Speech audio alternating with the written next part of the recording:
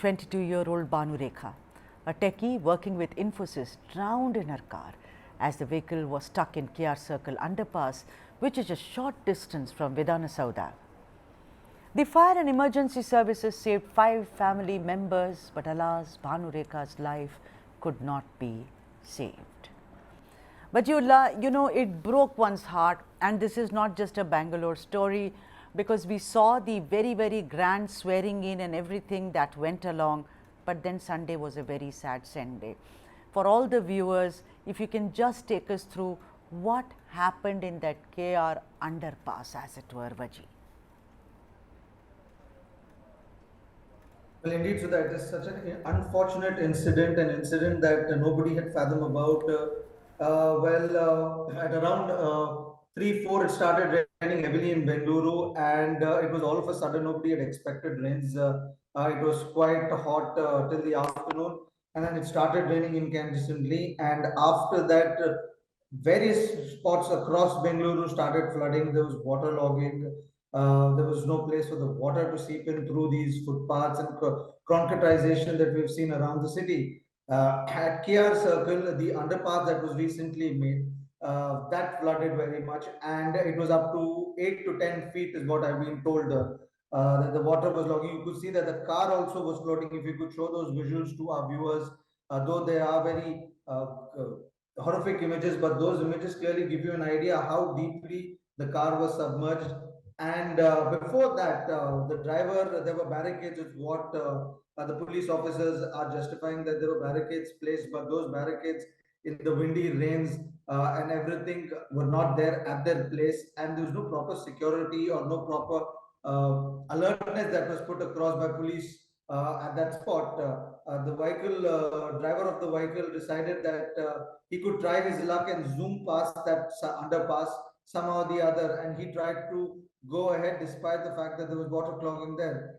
And in the midst of that, the car got stuck there, and close to 7 to 8 people were stuck inside, out of which they tried to rescue everybody except one, and the 22-year-old techie lost her life because of this. Now, the family believes that she was alive when she was taken to the hospital, while the hospital authorities say that she died while she was brought to the hospital. Now, the family is alleged medical negligence, and they have also filed a complaint with the BBMP. The driver of that vehicle has also been arrested. Now, these are the developments with regards to that particular incident. But apart from that, we've had close to 2 deaths in Bengaluru and 7 across the state because of the rains that happened yesterday. And mind you, these are pre-monsoon showers. Monsoon is yet to arrive. So if this is the situation right now, then Sudha, you can imagine what is Bangalore going to face in the coming days. Varghese, we've done many stories on this. You know, we have spoken about it time and time and again. You know, remember that young girl whose scooty went into, you know, one pothole. Then there was this elderly man who used to sell jewelry on the pavement. Even his scooty went inside, and now Bhanurekha. There is a systemic failure, Varghese. Would you agree? This happens every time there is rain in Bengaluru. Well, this is a classical example of how a city's urban development has gone completely wrong. Not going by the scientific process that a town planning person should have in fact carried out, unbridled development and then made to fix infrastructure projects. This KR Circle situation is that made to fix infrastructure projects. And one of the things about underpasses is that, Wajjihullah also will agree with me, is that there have been reportedly several underpasses, and when there is a heavy rains, when heavy rains lash Bengaluru, most of these underpasses are completely flooded. And the levels at which these floods happen, you have buses being stuck on till its roof, you have in this case the car till its roof, and there are people who have lost their lives. And over and again, there have been experts who have been saying that look into the drainage system of the city. And here it is corruption that is in fact creating trouble. This made too easy system of trying to in fact have an underpass in an area where there is a traffic congestion to immediately solve the issue. They don't even look at the gradient of the land. And water, Sudha, both of us know that from our elementary school that what they teach us, it finds its own level. Yes, absolutely. Without that basic knowledge, these people are designing all these infrastructure projects in the city. No, but that is the question, Varghese. Today, you know, that's the question we are asking. What killed Bhanurekha? Varghese says systemic failure. I mean, there is just, you know, they are so blasé about this civic apathy that year after year, one Bhanurekha, last year there was some other Bhanurekha, then there was only the gender changes and the age changes. It seems Bengaluru has got used to it. It's like it keeps happening, much like the apathy across the country. Then don't call the city an IT hub. Don't call the city one of the most modern cities in India, Varghese. You are from Bengaluru.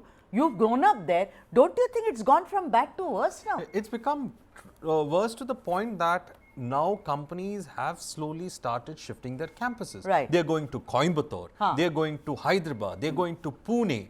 And it looks like everything is hunky-dory as far as the government is concerned, despite IT/BT industry leaders coming and telling them that please do something about the infrastructure in the state. It is, see, this is just one symptom of the failing infrastructure in Bengaluru. There are other symptoms. You have a huge traffic issue. Your entire drainage system has been collapsed, and because of that, groundwater supply has collapsed. Look at that. Look at Varghese. That is the car. That is the car in which Bhanurekha was travelling along with 5 of the family members of family from Vijayawada.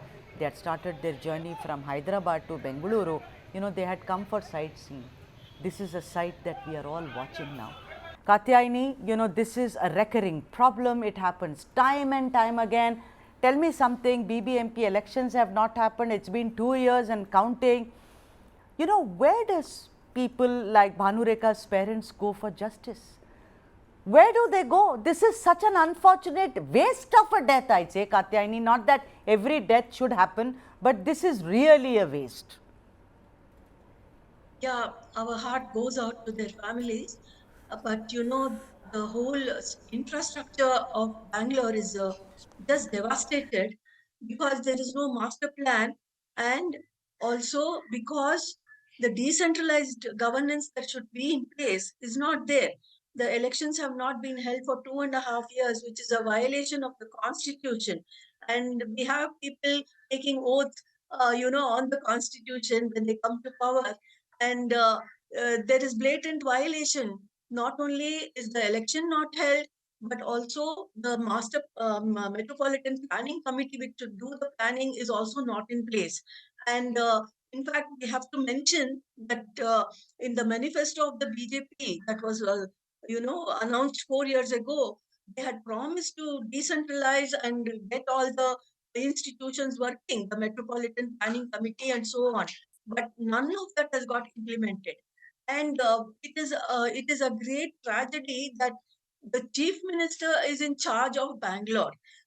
And you know how much can a chief minister devote attention to drains and potholes in the capital city?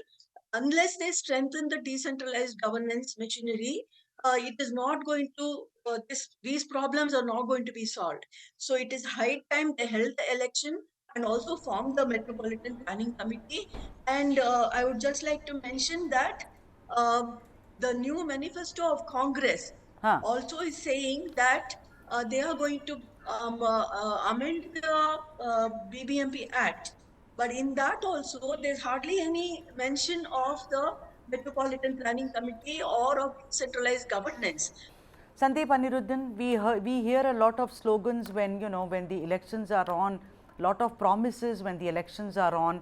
I want to ask you, Kathyayni explains it very well, that there has to be kind of, you know, a partnership. The BBMP elections have to take place and the citizens also have to take care of what goes on. But the point is, I want to talk to you about, you know, what actually killed Bhanurekha. It's not this government or that government. Don't you think it is complete? The people of Bengaluru have been left to their own fate, Sandeep Anirudhan. No one cares. I'm sorry I'm sounding like this. No, you're right.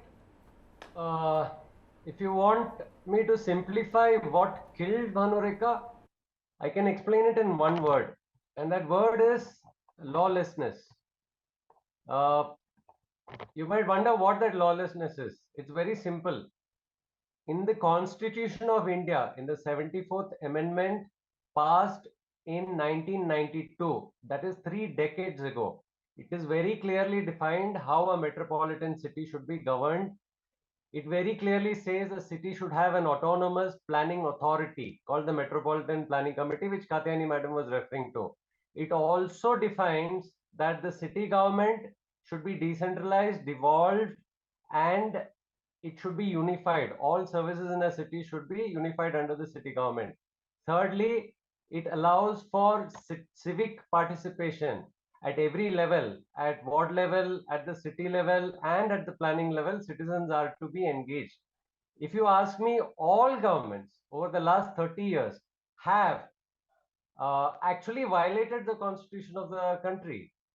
It has committed contempt of our constitution by not implementing this, which is why our city has not had a planning authority for the last 30 years. We have not decentralized and empowered the BBMP. We have not unified the services. We have 15-20 parastatals which are messing up the city. You know, Dhananjay, yeah, that's what we are struggling. I think all of us are struggling. Whether we are sitting in Delhi, Thiruvananthapuram, or in Bengaluru, what killed Bhanurekha? Now, if you look at, I mean, a lot of lawlessness is what Sandeep Anirudhan says. Now, you know, Kathyayni also brought to the fore about, you know, how there should be elections to the BBMP. But the mayor's term, Dhananjay, is only for 1 year. Don't you think they have completely weakened the mayor's role, and therefore it's now completely toothless as well? Well, yes, there are several contributing factors, and we've debated everything like this every time there's a death. And why did the chief minister even go to witness the suffering in the hospital? The chief minister at some level is indicating that he has a solution and that he will make things better, but that's just pointless, and that's just a worthless promise. What is it that he would do differently? The chief minister is clueless on what needs to be done. And in a situation like this, of course, visiting the aggrieved ones and then, consoling their families, all just pointless. Nobody cares for anyone's tears now. All that people want is a safe road. And we're talking about, wanting to go to the moon, and yet here we are. This underpass is within a very short distance of the Karnataka Lokayukta. The Karnataka Lokayukta seems to be doing practically nothing except warming his seat, with due respect to him. What is he doing? There is so much of corruption within the infrastructure projects in Bengaluru. What does the Karnataka Lokayukta and the Lokayukta police do? And this place is also within a very short distance of the Vidhan Saudha and the Karnataka High Court. Now, the High Court, unfortunately, does not, do a good job in terms of corruption eradication. And we have judges coming out in public forums and giving eloquent speeches on, wanting to do this or that to curb corruption. But the question is, what do they actually do in corruption cases? And the Supreme Court again, the Karnataka netas have so many cases which the Supreme Court stays and puts it in cold storage. The Supreme Court just does not bother to open up those cases and ask itself why it even bothered to grant stays in the first place when the parliament already has made a law where that says you can't grant stay in corruption cases or corruption investigations or trials.